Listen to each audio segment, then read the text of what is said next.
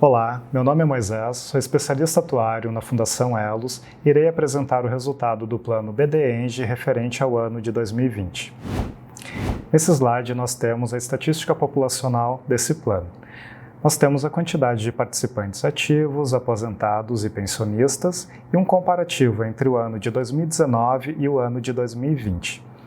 Tendo em vista que esse plano está fechado para novas adesões, nós não observamos mudanças significativas na massa de participantes entre o ano de 2019 e o ano de 2020.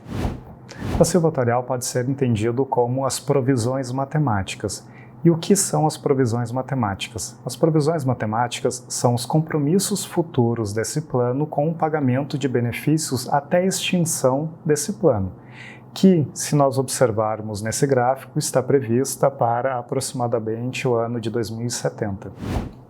A alteração mais relevante que houve foi a redução da taxa de juros de 6,04% para 5,69% em 2020.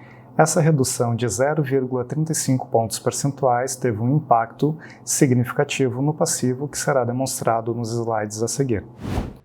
A redução da taxa real de juros é prejudicial ao plano. Isso ocorre porque essa taxa representa a rentabilidade futura do plano. Ou seja, quanto maior for a rentabilidade futura, menor será a necessidade atual de patrimônio. De forma contrária, quanto menor for a rentabilidade futura, maior é a necessidade atual de patrimônio. Sendo assim, a redução nessa taxa resultou no aumento expressivo das provisões matemáticas no ano de 2020. O objetivo desse slide é demonstrar as três possibilidades de resultado do plano. O desejável é que o plano esteja em equilíbrio. O plano vai estar em equilíbrio quando nós tivermos o ativo igual ao passivo. O ativo aqui é representado pelo patrimônio de cobertura do plano. E o que é o patrimônio de cobertura do plano? É todo o dinheiro existente nesse plano, atualmente.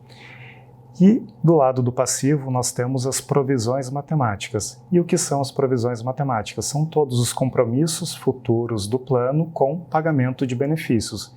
Então, o ideal é que o plano tenha o dinheiro suficiente para pagar todos os compromissos futuros desse plano.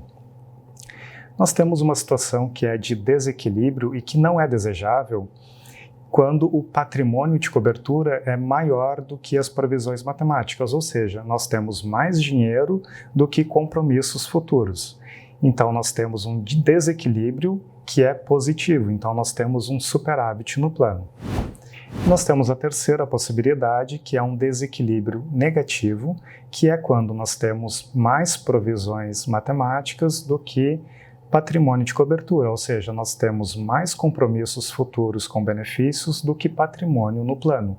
Então, nós temos um desequilíbrio negativo e, por consequência, um déficit no plano. Aqui nós temos o resultado do plano. O plano apresentou o patrimônio de cobertura equivalente a 922 milhões e provisões matemáticas equivalente a 1 bilhão e 66 milhões.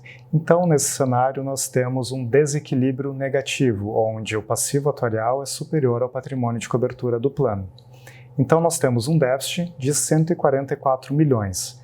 Contudo, a Previc permite que haja dedução da rentabilidade futura de títulos públicos, que é positivo para o plano e foi equivalente a 47.227.000.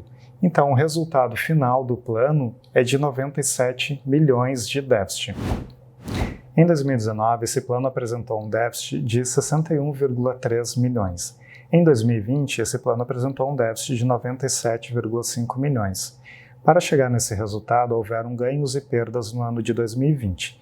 Os ganhos podem ser representados por um ajuste de precificação, que foi um resultado positivo de 17,5 milhões, o equacionamento de déficit que ocorreu também no ano de 2020, equivalente a 23,3 milhões, e a reversão do superávit do fundo de empréstimo, equivalente a 1,8 milhões.